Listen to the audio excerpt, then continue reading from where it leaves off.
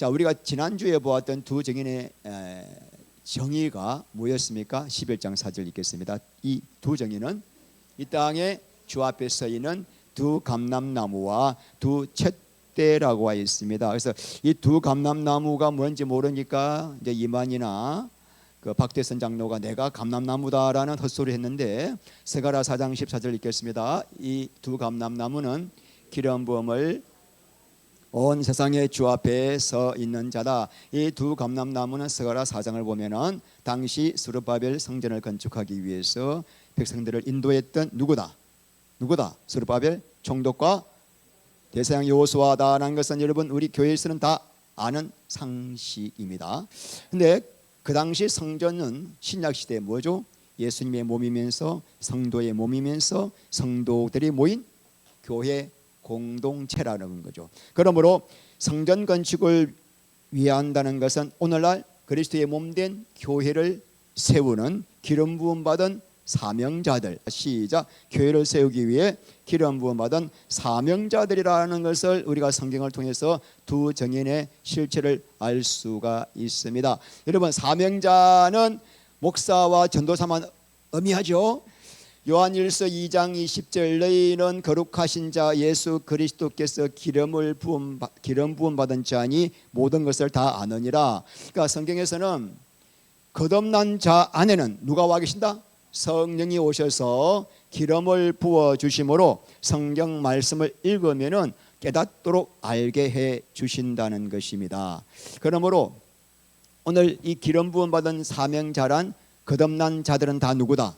기름 부음 받았고, 기름 부음을 주시는 이유는 뭐죠? 마지막 때까지 복음의 정인으로 살아라고. 어느 집회 가면은 막 기름 부어준다고 막 임파테이션 한다고 난리 법석을 뜹니다. 그럼 뭐 하는가 하니까 들에 누워가지고 발발발발 그러고 있어요. 여러분, 그러라고 기름 부어주는 게 아니라 내 안에 성전을 이루어서 예수 그리스도의 정인의 삶을 살아라고 기름을 부어주는 줄 믿습니다. 자, 그럼 두 촛대는 뭐라 그랬죠? 계시록 1장 20절에 일곱 촛대는 일곱 교회니라 그랬습니다. 그러므로 이 촛대라고 하는 것은 이 기름 부음 받은 자들이 모여서 하나님의 복음을 전거하는 그 참 교회 공동체 있겠습니다. 성령의 기름 부음을 받아 생명의 빛을 발하는 교회. 자, 그러므로 두 정인이란 뭐냐면은 마지막 때 주님의 복음을 전가하는 하기 위해서 기름 부음 받은 성도들, 여러분들이 다 뭐죠? 두 정인이요. 그 두 정인들이 모여서 하나님의 뜻을 이루어가는 참 교회 공동체가 두 정인입니다. 그런데 이제 그들이 지난주 우리가 말씀 보았다시피 모세와 엘리야의 사역을 하더라 이거죠. 하늘이 닫혀서 비가 오지 못하게 하고 물이 변하여 피가 되게 하는, 이건 바로 뭐죠? 모세와 엘리야와 같은 회개를 촉구하는 사역을 하고 심판을 선포하는 그런 복음 전거의 사명을 감당한다, 이런 뜻입니다. 그죠? 자, 그다음에 오늘 우리 말씀을 좀 우리가 한번 개요를 보겠습니다. 오늘 말씀이 어떤 내용인가? 굉장히 환타지 같은 내용들이 많죠. 자, 오늘 첫 번째 보았던 내용은 이 짐승이 어디서 올라와요? 무저갱에서 올라와 가지고 두 정인이 복음 전거의 사명을 다 마쳤을 때, 사명이 끝났을 때 와가지고 누구를 죽여요? 두 정인을 죽이더라. 근데 이 두 정인의 시체가 사흘 반 동안 큰 성 광장 대로에 방치되어 있고 수많은 사람들이 그 정인들의 죽음을 보고 뭐한다? 기뻐하고 즐거워하더라. 근데 사흘 반 뒤에 이 하나님의 생기가 시체 속에 들어가서 이 두 정인이 발을 딛고 일어서더라. 성도의 부활을 상징하죠. 자, 그 다음에 이들이 어디로 갑니까? 하늘에서 이리로 올라오라는 소리를 듣자 두 정인이 하늘로 올라가는 모습을 보고 땅에 있는 사람들이 크게 두려워하더라. 그 다음에 그 뒤에 이 땅에 큰 지진이 일어나 가지고 성 10분의 1이 무너지고 7,000명이 죽더라. 그리고 남은 자들은 하나님을 경외하며 하나님께 영광을 돌리더라. 이 말씀을 통해서 이 본문의 핵심 메시지가 뭔가를 감을 잡았을 것입니다. 첫 번째, 두 정의는, 성도는 예수님을 증거하기 위해 살고 예수님을 증거하기 위해 죽는 사람이다. 모든 성도는 두 정인의 사명을 가진 자다. 사도행전 1장 8절. 오직 성령이 너희에게 임하시면 너희가 권능을 받고 온 유대와 사마리아와 땅끝까지 이르러 내 증인이 되리라. 그러니까 예수님을 증거한다는 것은 입술로 복음을 전하는 것만이 아니라 내 삶을 통하여 하나님 나라의 가치관, 성경 말씀을 살아내는 것입니다. 살아내는 자만이 입술로 증거할 때 복음이 증거될 수가 있습니다. 두 번째는 우리가 뭐 같아요? 핵심 메시지가 죽었지만 너무나 놀라운 부활과 하늘 아래의 영광이 기다리고 있다는 것을 지금 우리에게 소망을 주고 있는 것이죠. 로마서 8장 17절, 그리스도와 함께 영광을 받기 위하여 그리스도와 함께 고난도 함께 받아야 할 것이니라. No cross, no crown이라고 말씀을 하죠. 세 번째는 뭐죠? 불신자들이 언제 돌아오는가? 그 무시무시한 재앙을 통해서도, 유브라데 전쟁, 황충의 재앙을 통해서도 돌아오지 않던 사람들이 두 정인이 복음을 살아내고 죽는 모습을 통해서 비로소 회개하더라. 그러니까 두 정인의 삶이 아니고서는 세상이 하나님께로 돌아올 수 없다. 고린도후서 4장 12절, 사망은 우리 가운데 역사하고 생명은 너희 가운데 역사하느니라. 무슨 말씀이죠? 우리가 그리스도와 함께 죽은 자의 삶을 살 때, 그때 비로소 복음을 전할 때 영혼들이 살아난다는 거죠. 자, 이것이 세 가지가 본문의 핵심입니다. 자, 오늘 7절 크게 읽습니다. 두 정인이 무지개로부터 올라오는 짐승이 그들을 죽일 터인저. 그러니까 여러분, 두 정인이 무한 뒤에 사명을 마쳤을 때 이 짐승들이 올라와 가지고 누굴 죽인다? 두 정인을 무지개에서 올라와 죽인다는 겁니다. 그러므로 여러분, 사명자는 사명이 끝나기 전에 절대로 안 죽는다. 사명을 감당하지 못하면은 언제 데려가실지 모른다. 봅시다. 언제 데려가실까? 오늘 데려가실 수도 있고, 사명이 아닌데, 사명이 없는데 왜 살려놔요? 쌀만 축내게 똥만 싸고. 안 그래요? 사명이 없는데 왜 살려놔? 빨리 데려가야지. 하나님이 이 땅에 남겨두신 이유가 있습니다. 우리를 너무나 영광스럽게 하고 너무나 복스럽게 만들어서 두 정인 사명 감당하고 하늘의 영원한 상급을 영원히 받게 하시려고. 그래서 사명 끝나니까 데리고 가신다. 근데 여러분, 초대 교인들은 이 말씀의 의미를 잘 알았을까? 이 계시록을 보는 순간 헷갈려 했을까? 너무나 이 말씀의 의미가 확실하게 깨달아 왔습니다. 왜냐하면 지금 그들이 복음을 전하며 믿음을 지킬 때 그야말로 목숨을 잃는 그런 기가 막힌 상황 가운데 있었기 때문이죠. 그러니까 이 말씀이 너무나 실제적이고 현실적인 말씀으로 다가왔던 것입니다. 이 말씀 보면서 성도의 삶은 복음 전하다가 죽는 것이네, 이렇게 받아들인 거예요. 바로 내 이야기하고 있네. 여러분, 성경 읽을 때 이거 지금 내 말씀이네, 이런 경험이 있습니까? 이거 바로 내 이야기하고 있네. 그게 진짜 성경의 은혜입니다. 초대교인들은 이 계시록 전체가 자기들을 직접 말하고 있는 것으로 다가왔던 것입니다. 자, 그럼 오늘 중요한 주제입니다. 그렇다면 여러분, 이 무지개에서 나온 짐승의 정체가 뭐냐 이겁니다. 굉장히 중요합니다. 여러분들은 짐승 하니까 하도 제가 많이 이렇게 알려드려 가지고, 여러분들은 짐승, 짐승요, 저 그리스도 탁 나오죠. 탁 나와요. 근데 초대 교인들은 어떻게 이 짐승이라는 단어를 해석했을까? 이게 굉장히 중요하거든요. 왜냐하면 1차 독자가 누구니까? 초대 교인들. 그러니까 그들의 해석이 가장 중요하고 그게 맞는 거예요. 그들이 알아듣도록 쓴 글이기 때문에. 그러므로 우리가 해석한 것보다 그들이 어떻게 이 단어를 해석했는가 굉장히 중요하죠. 이 짐승이라는 단어가 무려 요한계시록에 몇 번 나오냐면 40번 이상 나옵니다. 왜 이렇게 많이 나오죠?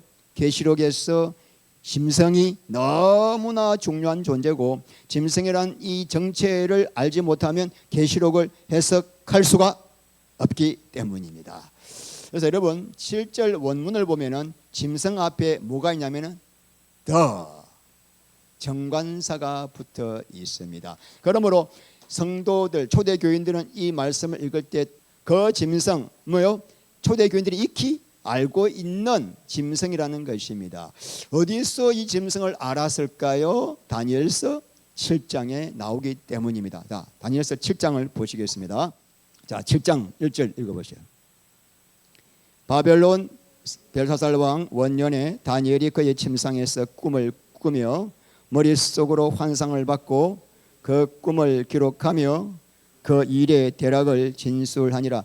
여러분 바벨론 벨사살이 누구냐면은 바벨론 마지막 왕입니다. 마지막 왕. 이런 5장 볼까요? 다니엘서 5장. 다니엘서 5장에 나오죠. 벨사살 왕. 이 벨사살 왕이 귀족 1000명을 데리고 술을 마시는데 그 예루살렘 성전에서 가지고 온 그 하나님의 성물에다가 술을 받아 처먹는 거요.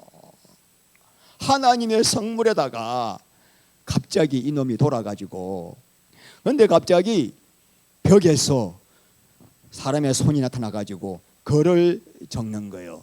메네메네 데겔 우바르신, 메네메네 데겔 우바르신. 이게 뭐냐면 너의 믿음과 너의 삶을 저울에 달아보니까 내 기준에 미치지 못한다 이 말이에요.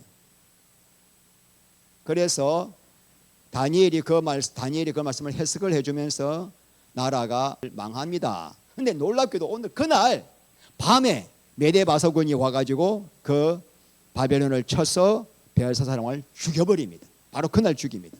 자, 그러므로 오늘 다시 본문에 7장 1절에 바벨론 벨사살 왕은 바벨론의 뭐다? 마지막 왕이다. 3절 읽겠습니다. 큰 짐승 넷이,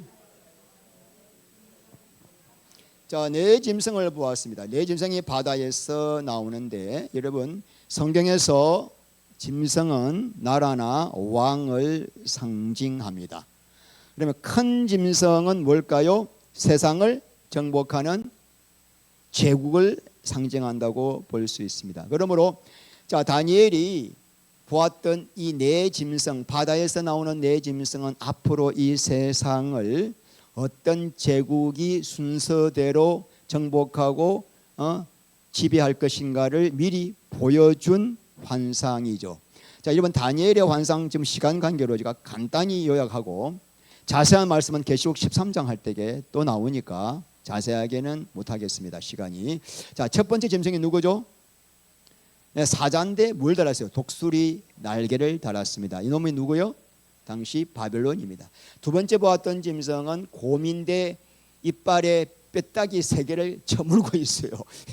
이게 바로 메데바사입니다. 세 번째 표범인데 머리가 몇 개? 4개의 새 날개를 4개 가지고 있습니다. 이게 다 뜻이 있는데, 자, 넘어갑니다. 헬라 제국을 말합니다. 마지막 때 본 게 뭐냐? 뭐요?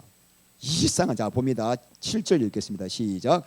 내가 밤 한상 가운데에 그 다음에 본 넷째 짐승은 무섭고 놀라우며 또 매우 강하며 또 새로 된 큰 이가 있어서 먹고 부서뜨리고 그 나머지를 발로 밟았으며 이 짐승은 전에 모든 짐승과 다르고 또 뭐가 있다?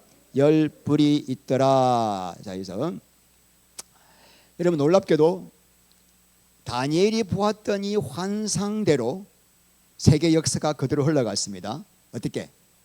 바벨론, 메데바사, 헬라, 로마 제국 그리고 10나라로 이 말씀 그대로 세계 역사가 진행된 것입니다. 그러니까 뭘 알 수가 있습니까? 이 나라가 일어나고 망하는 흥망성쇠가 누구의 손에 있다? 하나님의 손에 있습니다. 지금 미국도 하나님의 손에 있습니다. 중국도 하나님의 손에 있습니다. 대한민국도 하나님의 손에, 하나님의 절대 주권, 그걸 우리에게 지금 말씀하고 있는 거예요. 근데 오늘 중요한 거는 자, 이 넷째 점성에 뭐가 있냐면은 7절에 뭐가 있다? 뿌리 몇 개 있다? 10뿌리 있다. 자, 10뿌리 뭘까요? 10뿌리를 우리가 잠깐 봐야 되겠죠. 10뿌리의 정체 24절 시작. 그 10뿔은 일어날 열왕이요 그 후에 하나 누구죠? 작은 뿔. 그러니까 10뿔은 로마 제국이 멸망한 다음에 로마 제국에서 등장할 몇 개? 10개의 나라라고 분명히 이야기하고 있습니다.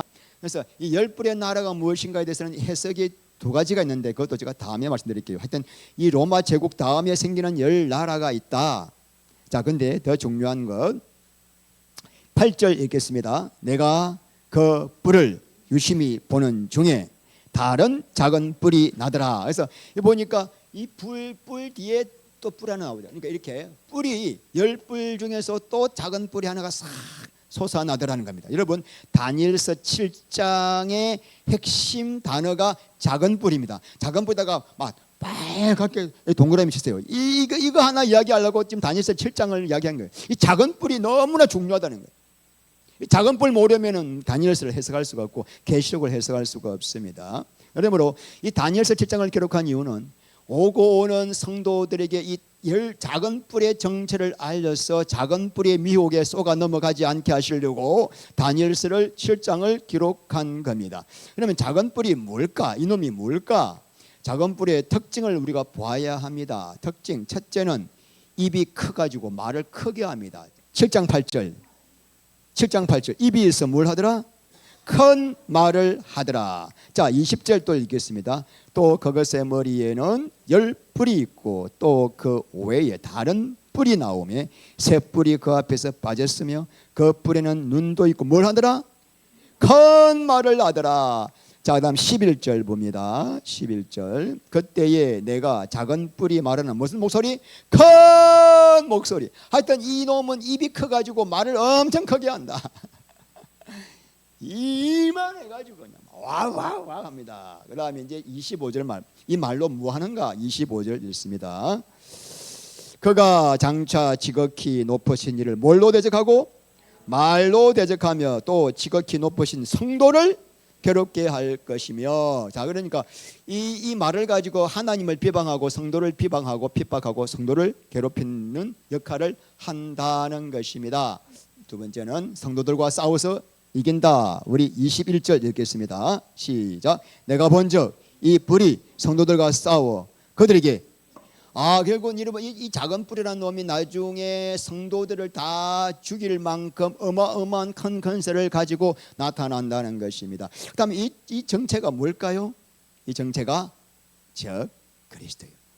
그러니까 초대교인들이 이 다니엘서를 읽으면서 초대교회 성도들과 초대교회 교부들의 글을 보니까 전부 다 다니엘서 7장 해석하기를 이 작은 뿔은 누구다?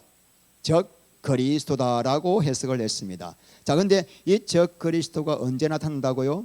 아까 봤죠? 로마 제국에서 뭐가 있었다? 10뿔. 근데 그 10개 나라 중에서 한 작은 뿔이 등장하는데 그게 누구다? 적 그리스도라는 것입니다. 자, 그래서 이 적 그리스도의 특징은 뭐다? 로마가 방하고 10개의 제국이 10개의 나라가 생긴 다음에 그 10개의 나라 중에서 등장한다는 것을 우리에게 분명히 말해주고 있죠. 자, 계시록 13장 들어갑니다. 13장 보세요. 계시록 13장. 자, 계시록 13장에 바다에서 나오는 1절 봅니다. 1절 내가 보니 바다에서 한 짐승이 나오는데 뿔이 10이요 머리가 7이라 그 뿔에는 10왕관이 있고 그 머리들에는 자, 이 짐승의 특징을 이제 찾아봅니다. 2절 시작. 내가 본 짐승은 표범과 비슷하고 그 발은 곰의 발 같고 그 입은 사자의 입 같은데 용이 자기의 능력과 보좌와 큰 권세를 그에게 주었더라. 자, 여러분 사자의 입. 지금 여기서 벌써 입이 나오죠. 어마어마한 큰 말을 할 것을 우리가 지금 이미 암시하고 있습니다. 자, 5절 읽겠습니다. 또 짐승이 과장되고 신성모독 말하는 뭐가 있어요? 입을 가지고 있어요. 6절 짐승이 뭘 벌려? 입을 벌려 하나님을 향하여 비방하고 그의 이름과 장막 하늘에 사는 자들을 뭐하고 있다? 비방하더라. 또 7절 권세를 받아 누구와 이겨?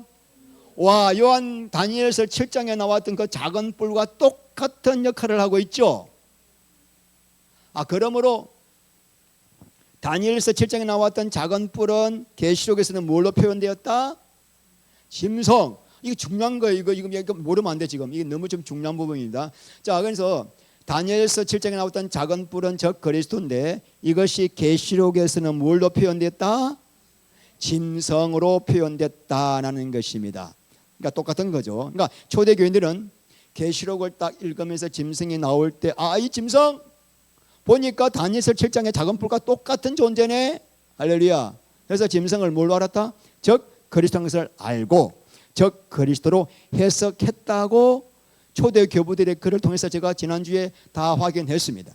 그들이 그렇게 해석했더라고요. 전부 다 아주 유명한 이레니우스, 터툴리안 다 이 짐승은 뭐다? 다니엘서 7장에 작은 뿔이고 이놈은 로마가 망한 다음에 10개국이 생기고 10개국에서 또 나타나는 아주 작은 뿔, 그놈이 적 그리스도다. 여러분 이거 굉장히 중요한 거예요. 이것만 딱 알아버리면 다니엘서고 뭐고 다 통해버려.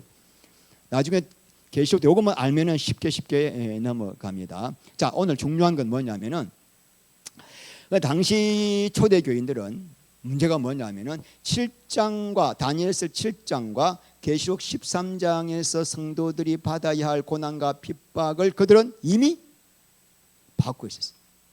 자, 그렇기 때문에 지금 그들을 괴롭히는 로마 황제가 작은 뿔, 짐승, 적 그리스도라고 생각했던 것입니다. 무슨 말이냐면은 진짜 적 그리스도는 마지막 종말에 나타날 것이라고 알고 있었습니다. 알고 있었지만은 지금 적 그리스도의 세력을 가진 이 새끼 적 그리스도가 지금 로마 제국 안에서 뭐하고 있다? 활동하고 있다라고 보았던 것입니다. 이게 중요한 겁니다, 여러분. 자, 계시록을 읽을 때 적 그리스도 분명히 마지막 때 나타날 적 그리스도예요. 그렇지만은 그럼에도 불구하고 그들은 이 계시록의 내용을 나하고는 상관없는 내용으로 보지 않고 이 계시록을 가지고 오늘날 내가 고통받고 있는 이 로마로부터 받고 있는 그 고난을 이 계시록을 통해서 계시록을 렌즈로 사용하여 지금 상황을 이해하고 분석하였던 것입니다. 분명히 적 그리스도는 종말에 나오지만은 이 종말에 나타날 이 적 그리스도의 모형이 지금 이 땅 가운데 로마 제국으로 로마 황제로 역사하고 우리를 괴롭히고 있다고 보았기 때문에 이 계시록 말씀 전체가 살아있는 말씀이었다는 거죠. 이해가시나요? 그래서 그들은 먼 훗날 일어날 내용이니 나와는 상관이 없네 하지 않고 이 말씀을 보면서 위로받고 이 말씀을 날마다 먹고 이 말씀을 가지고 붙들었던 겁니다. 그래서 주신 거예요. 이 계시록 말씀을 주신 거죠. 제가 이제 굉장히 중요한 말씀을 드리고 있습니다. 지금 여러분 세대주의자들이라고 제가 저번 한쭉 설명드렸잖아요. 세대주의자들은 뭐라 그러냐면은 계시록 4장 1절 말씀 보면은 하나님이 요한에게 계시를 주시려고 이리로 올라오라 그러죠. 기억나시죠? 천상의 예배를 보는 이 장면을 세대주의자들은 뭐라 그러냐면은 이것은 교회가 휴거된 장면이다 그래요. 그래서 4장 1절에 교회는 휴거돼 버리고 4장 1절부터 마지막 요한계시록은 우리 교회, 신약 교회와는 상관이 없는 유대인들에게 주시는 말씀이다라고 해석을 합니다, 여러분. 아니 여러분, 이 계시록의 수신자가 누구죠? 초대교인들이에요. 신약교회. 신약교인을 주면서 너네들은 3장까지만 관계 있고 4장부터는 상관없다. 이렇게 했을까? 그러면서 이 계시의 말씀을 읽는 자와 듣는 자들과 그 가운데 지키는 자들이 복이 있다. 그런 말씀. 상관없는 말을 왜 읽은데 복을 줘? 여러분 이게 깊이 생각해 보면 말이 안 되는 말씀들을 하고 계셔서 여러분들이 계시록 유튜브를 보는 건 좋아요. 근데 이건 지금 어느 측면에서 설교하고 있구나 이거 아시지 못하면은 계속 헷갈려. 오늘 주일날 가니까 신목사는 이렇게 하고 뭐야 더 헷갈려. 중심을 잘 잡으셔서 계시록 말씀은 2000년 전이나 지금이나 다 날마다 모든 성도들이 먹고 이 말씀을 붙잡고 소화시켜서 세상을 이겨내야 할 말씀인 줄 믿습니다. 할렐루야. 자, 7절 읽겠습니다. 두 정인이 그 정언을 마칠 때에 무지개로부터 올라오는 짐승이 그들과 더불어 전쟁을 일으켜 그들을 이기고 그들을 이래서 중요한 게 올라오는 이게 현재 분사 진행입니다. 지금부터 뭐요? 그때도 올라오고 있고 지금도 올라오고 있다. 자, 요한계시록 13장 1절. 내가 보니 바다에 쌓은 짐승이 나오는데 똑같은 단어예요. 똑같은 단어. 뭐요? 현재 분사. 13장 11절 시작. 내가 보면 또 다른 짐승 이건 그리스도 거짓 선지자 땅에서 뭐요? 올라오니 다 뭐요? 현재 분사입니다. 그러므로 이름 특별히 무저갱에서 올라오는 짐승은 사람일까 악령일까 사탄의 영일까? 악령이죠. 무지갱은 사탄을 악령을 가두는 감옥이잖아요. 그렇죠? 자, 그러니까 우리가 지금 이 무지갱에서 올라오는 짐승은 적 그리스도의 영, 사탄의 영. 그런데 이게 올라와 가지고 어디로 들어가요? 자기하고 코드가 딱 맞는 그네들 쏙 들어가 가지고 이제 미치게 만드는 거죠. 세상을 완전히 뒤집어 놓는 거죠. 근데 중요한 건 뭐냐면 그 짐승이 무저갱으로부터 초대 교회부터 서물서물 기어 나와서 세상에 2000년 동안 정치, 경제, 사회, 문화 모든 영역에서 활동해 왔고 이 성경 말씀에 의하면은 지금도 기어 올라오고 왔어. 지금도 자기 코드에 맞는 삶 속에 쏙 들어가 가지고 이 나라의 정치, 경제, 사법, 문화, 언론 장악하고 있어요, 안 했어요? 장악하고 있잖아요. 지금 보고 있잖아요. 쭉 사탄의 짓을 하고 있잖아요. 보고 있습니다, 우리가. 그래서 여러분 에베소서 2장 2절 말씀 보면 공중 권세자. 그러니까 공중에서 사람들의 그 모든 자기와 코드만 사람들 속에 들어가서 모든 그들의 생각과 마음을 주장해서 이 세상을 장악하고 있는 것이 초대 교회 때부터 지금까지 하고 있다. 그런데 여러분 대부분의 사람들은 이 적 그리스도 세력에 쏘가 넘어갑니다. 왜냐하면 13장 계시록 13장 11절에 또 다른 짐승 거짓 선지자가 땅에서 올라오니 무엇같이 어린 양 예수님의 모습을 하고 게다가 뿔도 있고 그런데 뭘 봐야 돼요? 뭘 봐야 돼요? 용처럼 사탄처럼 말을 하더라. 그러니까 여러분 지금 우리가 적 그리스도냐 아니냐 이거 딱 분별은 뭐냐면은 그 입에서 그 놈들이 하는 말을 잘 들어야 됩니다. 내가 세상을 구원하겠다. 내가 대한민국의 평화를 갖다 주겠다. 내가 여러분들의 경제를 책임져 주겠습니다. 그런 말 하는 놈들 유심히 봐야 돼요. 적 그리스도는 말을 들어야 돼요. 말을 들어야 돼요. 여러분 앞으로 적 그리스도가 점점 세상을 더 장악할 것이고 마지막 때는 한 사람이 나오는데 여러분 세상을 장악할 때 지금 여러분이 볼 때 세상을 장악하는데 가장 중요한 도구가 뭐겠습니까? 언론만 장악하면 다 국민들은 개돼지가 돼요. 여러분처럼 깨어있지 않으면 언론만 뉴스만 듣다가 다 개돼지가 돼요. 다 멍하게 돌아갑니다. 그래서 지금 정부도 그렇고 언론을 완전히 장악했잖아요.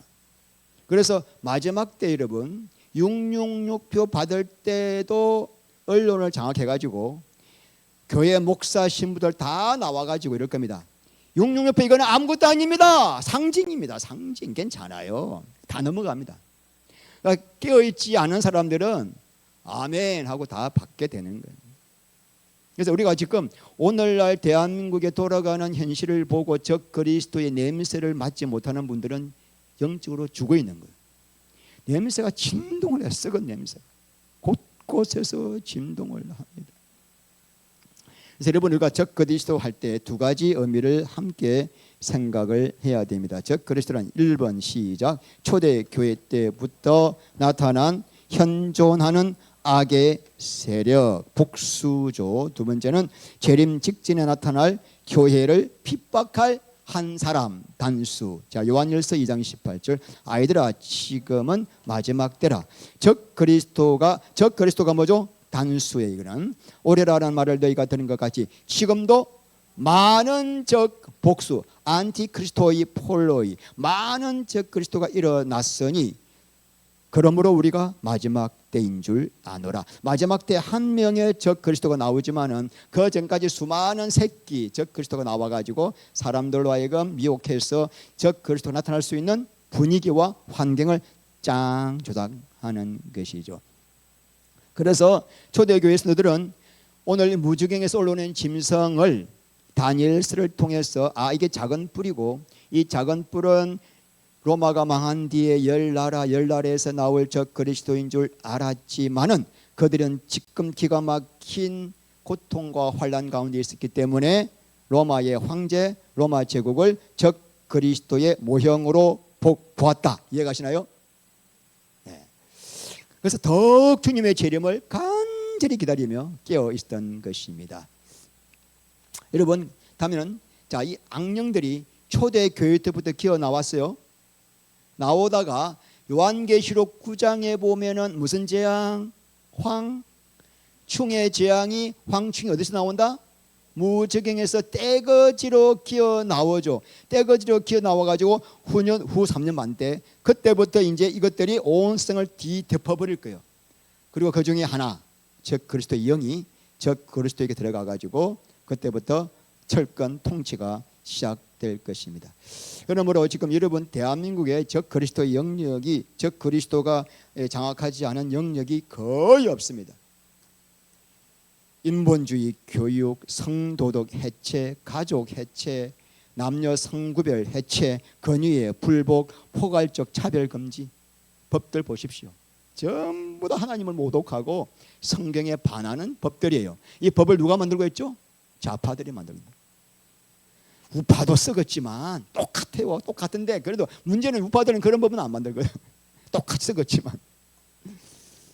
그래서 이거 지금 이 공산주의를 추종하는 좌파 정치인들 속에서 이게 지금 적 그리스도가 더 강하게 역사하는구나. 똑같이 역사하지만은 자 우리 8절 읽겠습니다. 그들의 시체가 큰 성길에 있으리니 그 성은 영적으로 하면 소돔이라고도 하고 애굽이라고도 하니 곧 그들의 주께서 십자가에 못 박히신 곳이라. 자, 두 증인의 시체가 어디에 깔려있다?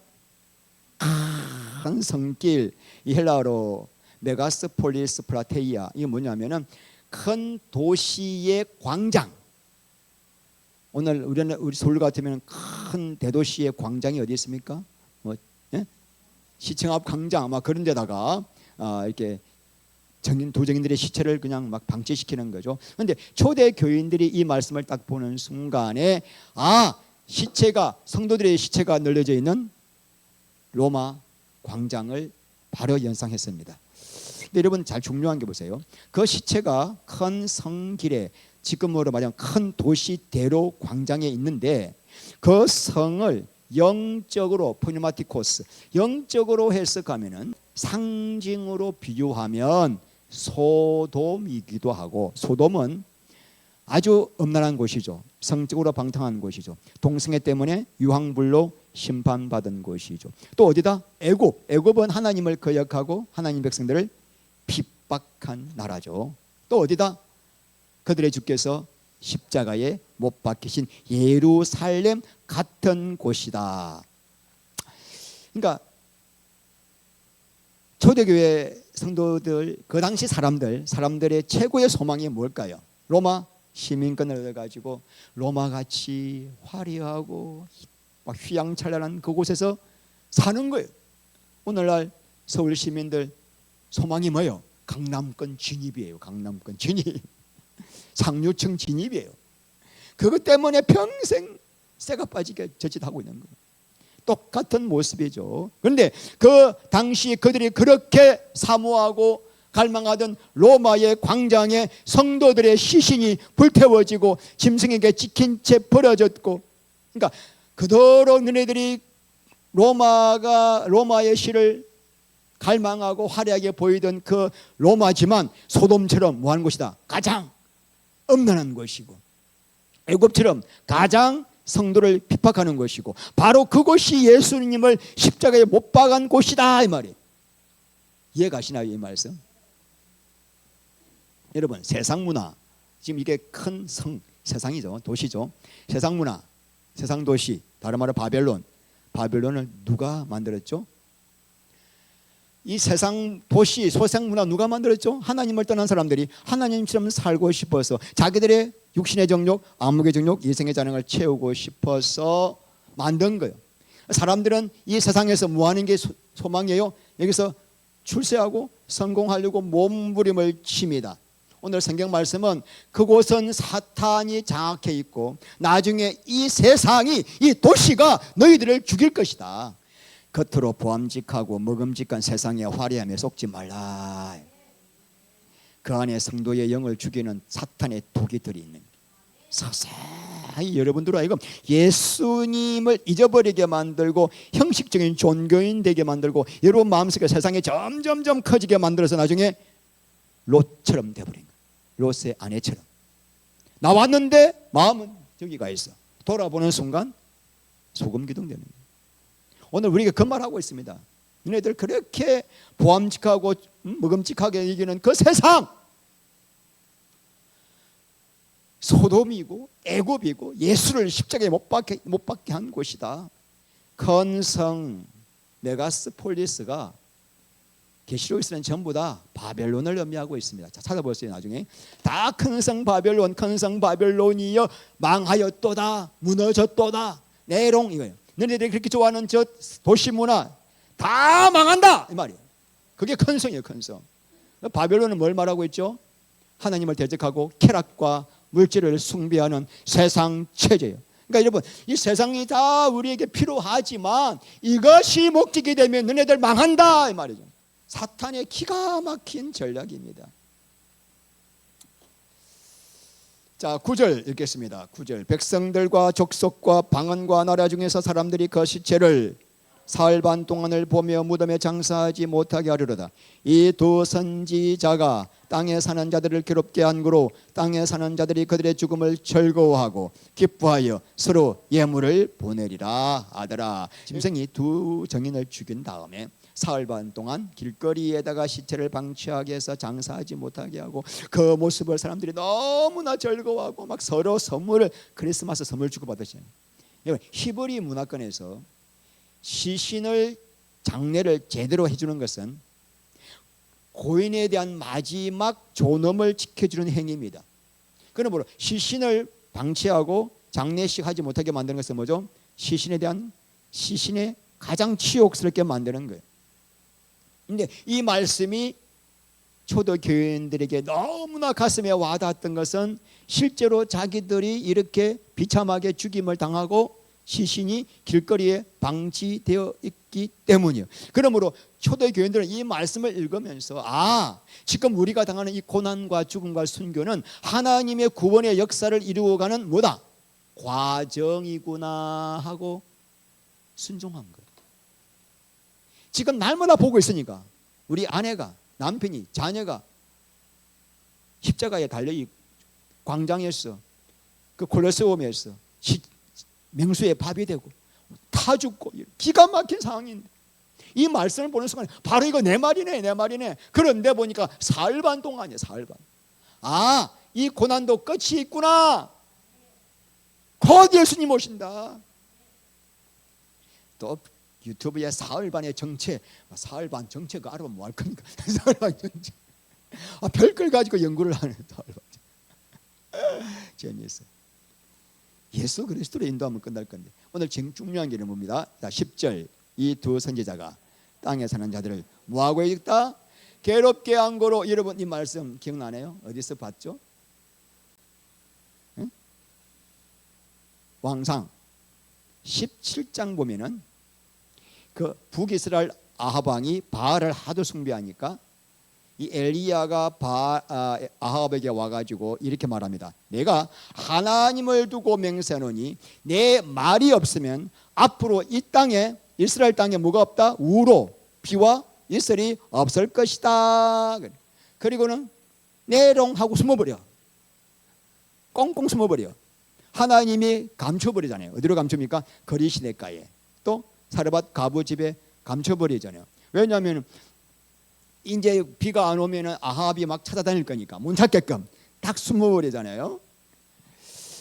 근데 3년 반 동안 이스라엘에 비가 안 오니까 얼마나 힘들었겠습니까? 3년 반 지난 다음에 아합이 엘리야를 만나자마자 하는 이야기가 뭐냐면은 너 이스라엘을 괴롭게 하는 자요. 그게 나와요. 다 거기에서 구약에서 갖고 온 거예요. 그러니까 엘리야가 뭐라 그러니까 내가 이스라엘을 괴롭힌 것이 아니라 당신과 당신의 집이 바알을 섬겼기 때문에 당신과 당신의 집이 이스라엘을 괴롭게 한 거다라고 말을 했죠. 자, 그러면 왜 엘리야가 한 말을 계시록에서 이렇게 또 인용했을까? 우리가 복음을 전할 때 듣는 사람들의 마음을 절대로 편하게 하면서 복음을 전할 수 없기 때문이에요. 복음을 전하면은 듣는 자들이 반드시 땅에 사는 자들이 그죠? 네, 죽음을 절구하고 땅에 사는 자들은 괴로워할 수밖에 없습니다. 여러분, 내가 진짜 복음을 바로 전하면요, 땅에 사는 자들은요, 그 복음을 듣는 순간에 불편이 됩니다. 불편하다는 말은 지금 내가 전한 말씀 때문에 내 뭐가 드러났다? 죄가 자꾸 생각나고 기억나게 만들어요. 그래야만 회개할 수 있거든요. 여러분, 내가 복음을 이름 다 불신자인데 내가 복음을 전하는데 여러분들의 마음이 너무 편해. 그럼 어떻게 회개하냐고. 회개해. 가슴을 찢고 어떻게 회개하냐고. 교회마다 새신자 초청잔치 많이 하잖아요. 그러면 이제 목사님들이 그날은 이제 새로운 분들을 교회에 이제 이렇게 잘 정착시키려고 듣기 좋은 말만 합니다. 여러분, 예수님 믿으면요, 집안이 평안해져요. 남편과 아내의 관계가 좋아집니다. 자식들이 잘 됩니다. 건강도 좋아집니다. 그러니까 이제 사람들이 듣기 좋은 말만 골라서 하죠. 그런데 여러분, 그런 말은 불교의 절에 가도 듣습니다. 그러니까 안 나오는 거예요. 그런 말을 하면은. 그런 거 절에 가도 되는데 왜 교회 나와? 그러니까 그건 다른 복음, 거짓 복음입니다. 진짜 복음은 땅에 속한 자들이 복음을 들을 때 아무 괴로웠어. 뛰쳐나오고 싶은 마음이 생겨야 돼요. 갑자기 그 목회자를 향하여 막 욕을 하고 싶고, 니나 잘 믿어라 막 그러고 싶고, 막 그렇게 열불이 나야만 이게 진짜 복음이에요. 스데반이 복음을 전하니까 어떻게 해요? 유대인들이 이를 돌도 던지기 전에 이를 먼저 가르쳤잖아. 이빨 간 다음에 돌을 던져 죽였잖아요. 오늘도 얼마나 괴롭게 했으면은 이 두 증인이 복음을 하는데 미워가지고 때려 죽였잖아요. 죽여 시체를 갖다 그대로 방치시키고. 목사님 처음부터 그렇게 세게 나가면 됩니까? 부드럽게 해야죠. 이게 또 인간적인 생각이에요. 여러분, 이 복음을 전할 때 복음은 뭘 깨뜨려야 되냐면은 이때까지 내가 가지고 있던 내 의, 자기의, 나 오라, 나는 괜찮아, 내 자랑, 내가 세상에서는 그래도 뭐 좀 하는데, 내 교만, 여러분 이것들을 완전히 박살이 나야만 회개가 되거든요. 근데 목회자가 처음 오신 분들 그거 깨뜨리기가 좀 불안하거든. 두렵고 다음 주 또 나오게 해야 되는데, 그래서 눈치만 실실 보다가 좋은 마음을 하다가 이제 보내는 거예요. 그러니까 지옥 보내는 거죠. 오늘 결판을 내도 당신 머리 위에 지옥이 와 있다 지금. 영원한 유황불이 지금 당신 머리 위에 와 있다 지금. 올라오고 말라 말아라. 여러분, 예수님만이 구원이요, 예수님만이 소망이요, 예수님만이 천국이라는 것을 담대하게 선포해야 들을 귀 있는 자가 듣고 회개하는 거예요. 그렇게 말하지 않으면 택감만 받은 자도 회개를 못 해버려요. 회개할 수 있는 말이 안 나오는. 괴롭게 하시기를 바랍니다. 어디 가서 복음 전할 때 속을 뒤집어 놔야 돼요. 그래야 자다가 생각나지. 11절부터는 얼마나 놀라운 영광이 그들을 기다리고 있는가. 자, 3일 반 후에 하나님께로부터 생기가 그들 속에 들어가며 그들이 발로 일었으니 구경하는 자들이 크게 두려워하더라. 하늘로부터 큰 음성이 있어 이리로 올라오라 함을 그들이 듣고 구름을 타고 하늘로 올라가니 그들의 원수들도 구경하더라. 하나님의 생기가 어디로 들어갔습니까? 두 증인의 시신 속에 들어가자 발로 일어서는 것, 부활을 상징하죠. 이리로 올라오라 하니까 올라갑니다. 여러분, 생기가 뭐예요? 푸뉴마 조예예요. 푸뉴마가 뭐죠? 영이죠. 바람, 영, 성령. 조예는 하나님의 생명. 하나님의 생명을 주는 뭐다? 영이다. 그래서 하나님은 우리에게 지금 뭘 주세요? 말씀을 통해서도 생기를 부어주고 계세요. 이 생기를 계속 받아야 됩니다. 그래서 마른 뼈가 군대가 되잖아요. 계속 생기를 부어주는데, 근데 이러면 사탄도 똑같이 비시무리하게 흉내를 냅니다. 자, 계시록 13장 15절. 계시록 13장 15절. 그가가 짚고 놓으세요. 그가는 둘째 짐승 거짓 선지자. 이 정도는 적어놔야 돼요. 여러분 성경책에다가. 거짓 선지자가 건설을 받아 누구로부터 받는가? from 첫째 짐승. 첫째 짐승 즉 그리스도로부터 건설을 받아 그 짐승의 첫째 짐승 즉 그리스도의 우상에게 뭘 줘요? 생기 똑같죠. 한글 성경은. 근데 영어 헬라어로 보면 이거는 조예가 없고 퍼뉴마만 있습니다. 이것들이 아주 비슷하게 흉내는 내는데 그 안에 뭐가 없다? 생명이. 능력도 행합니다. 기적도 행합니다. 은사도 행합니다. 다 사계입니다. 애굽의 술사들이 이 모세가 한 그 기적을 따라 행하는데 둘째까지는 따라하다가 셋째부터는 따라하지 못합니다. 셋째부터 재앙은 생명을 산출하는 재앙이기 때문이에요. 따라는 하는데 생명은 못 만들어. 여러분, 오늘날 교회 성도들이요, 교회 가가지고 무슨 기적이 있나, 무슨 은사가 있나, 무슨 능력이 나타나나 막 그것에 관심. 거기는 생명이, 마귀가 그거 가지고 사람을 갖고 놀아요. 거기는 푸뉴만 있는데 뭐가 없어? 조예가 없습니다. 자, 데살로니가 후서 사흘 후 2장. 사흘 후 2장. 사흘 후 데살로니가 후서 2장 찾았습니까? 9절. 악한 자의 나타남은 사탄의 활동을 따라 모든, 자, 악한 자가 누굽니까?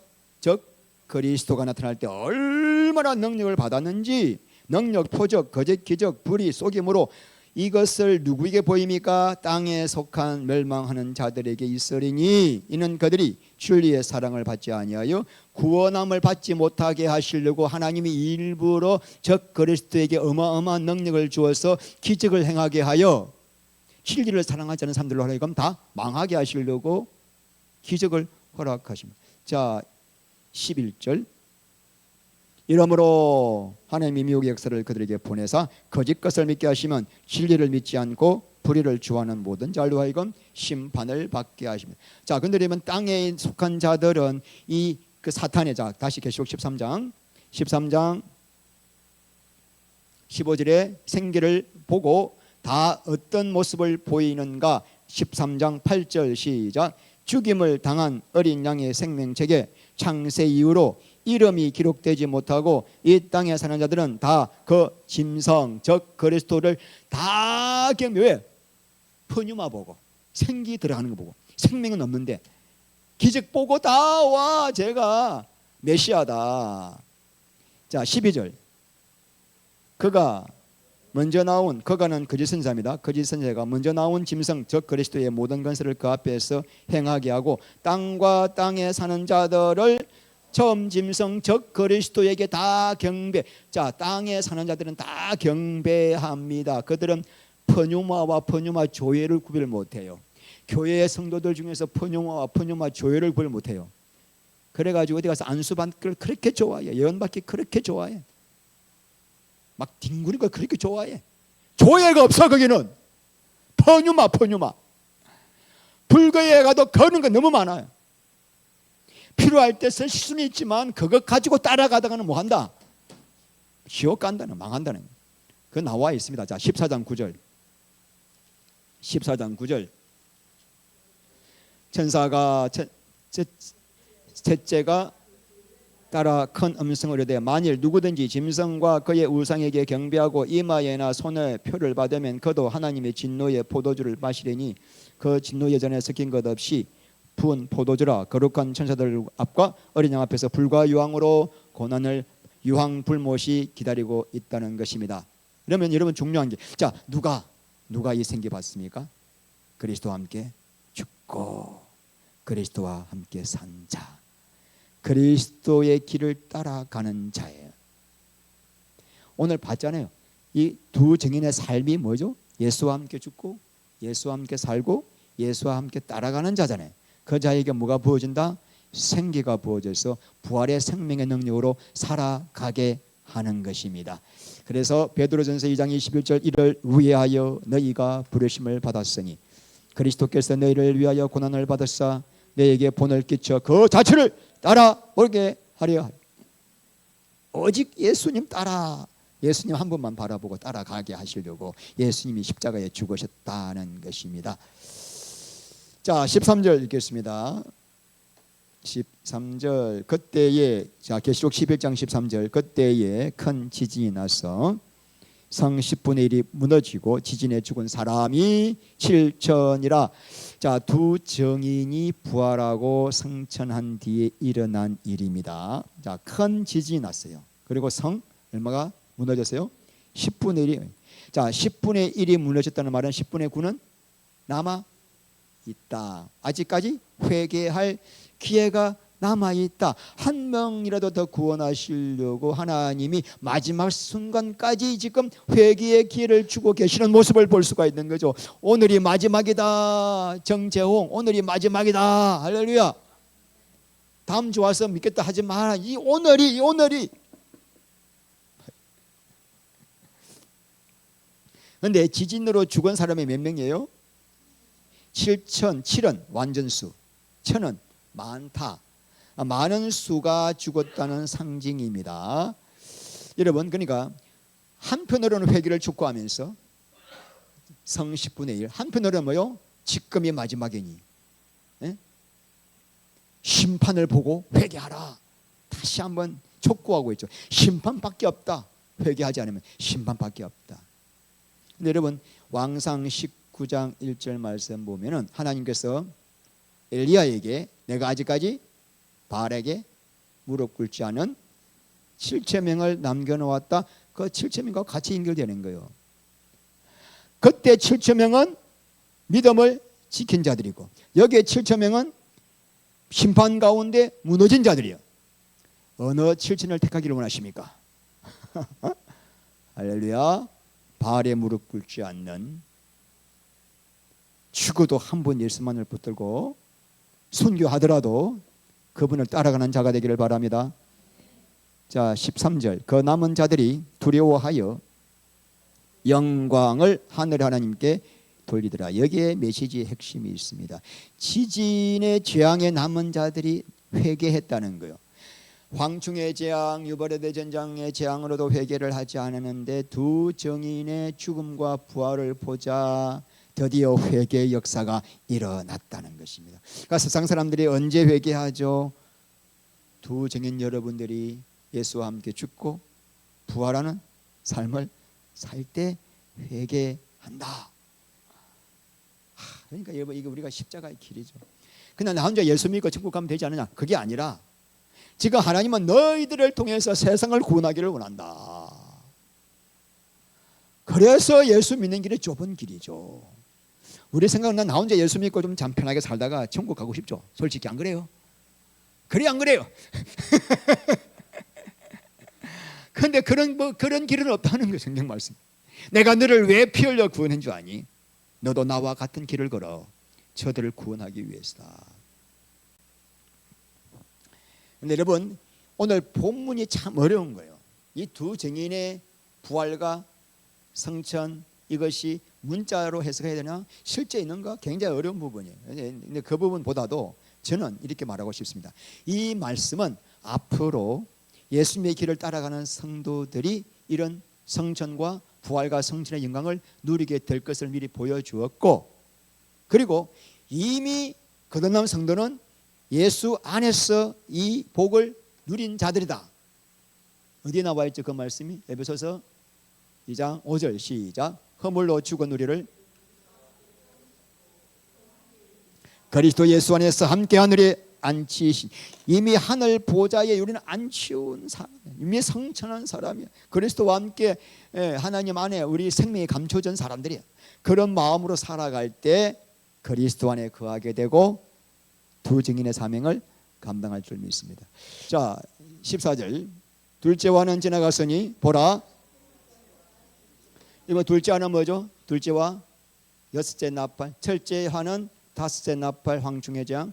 둘째 화는 여섯째 나팔 유브라 전쟁. 그럼 셋째 화는 뭐죠? 일곱째 나팔, 일곱 대접 심판은. 그러니까 유브라데 전쟁은 지나갔지만 아직까지 뭐가 남았다?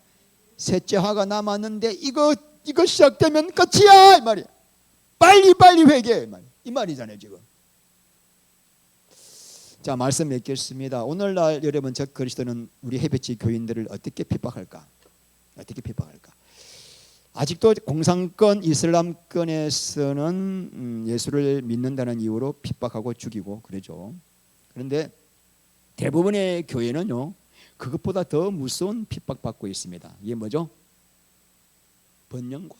번영과 부요의 유혹입니다. 그러니까 사탄이 교회를 핍박하고 죽이니까 성도들이 다 순교를 해. 그리고 순교하는 모습을 본 성도들이 더 막 은혜 받고 더 믿음 충만하고 더 교회가 부흥하고 더 교회가 세워지니까 사탄이 이거 안 되겠다. 얘들 순교시키니까 더 질하네. 더 성령 충만하네. 전략을 바꾼 거예요. 어땠냐면 핍박 대신에 뭐요? 우리의 삶의 목적을 잘 먹고 잘 사는 것으로 번영과 부요로 삶의 목적을 싹 바꾸겠더니만은 완전히 대성공. 다 넘어가는 거예요. 그래서 교회가 미국부터 대한민국 교회 슬로건 부자 되자, 기도 열심히 해서 부자 되자, 복 받자 그거잖아요. 사탄이 완전 성공해 버린 거예요. 대박 친 거예요. 여러분 결론이 이겁니다. 여러분들 예수를 믿으면서도 여러분 안에 얼마든지 만몬이 우상이 될 수 있어요. 그러면 안 돼요. 아직 회개한 거 아니에요. 중심 속에 예수가 목적이 되고 예수와 함께 살고 죽고 나 예수님만 가는 길은 어디든지 따라가다가 죽겠습니다. 이런 마음을 가지고 있는 자가 구원받은 자예요. 그냥. 그래야 제대로 기도가 나오고 제대로 살 수가 있지. 이 목적 자체가 없이 교회 다니는 사람은 하루 종일 왔다 갔다 마음이 기도줄이 안 잡혀요. 해봐요. 무슨 기도할 거예요? 하나님 복 주세요 그럴 거예요? 이나 많이 받으라고. 그런 기도 받지도 않아요. 내 목적을 중심을 가지고 아버지 이 목적을 이룰 수 있도록 나에게 은혜와 지혜와 능력을 주시옵소서. 길을 열어 주시옵소서. 해야 하나님이 함께 하시고 기름 부어 주시고 필요를 채워 주시고 안 그래요? 붙잡아 주시고 보호해 주시는 거 아니겠습니까? 제가 이면수 목사님 어제 설교 듣다가 한 가지 은혜 받았네. 무슨 말씀하시냐면 사람들이 시험을 통과할 때는 99명이 시험을 통과하고 승리하는데 부요를 통과할 때는 한 명도 통과 못하더라고요. 갑자기 내 인생에 자식 잘 되고 갑자기 수입도 늘고 집도 큰 집 얻고 좋은 차 가지고 다니다 보니까 갑자기 다 타락하더라 이거예요. 교회는 다니는데 다 타락하더라. 한 명도 시험에 이기지 않는다. 그러니까 마귀의 시험이 적효예요. 최고의 유혹이 뭐예요? 핍박이 뭐예요? 부요, 번영이. 그거 목적으로 교회 다녀. 여러분 오늘 계시록 말씀을 통하여 다시 한번 이 사탄의 계략을 분명히 깨닫고 신앙의 본질, 복음의 본질로 돌아가셔서 두 정인의 삶을 살게 되시기를 축원합니다. 기도합니다. 하나님 감사합니다. 오늘 사랑하는 성도님들에게 주신 말씀 중에서 오직 한 분 예수님만 남게 하시고 두 증인의 삶의 말씀을 가지고 우리가 분명히 왜 이 말씀을 주셨는지 그 목적과 본질을 깨닫게 하시고 하나님 아버지 예수님만 남게 하셔서 그 주님의 뒤를 따라가는 두 증인의 삶을 감당하게 하여 주시옵소서. 예수 그리스도 이름으로 기도합니다. 아멘.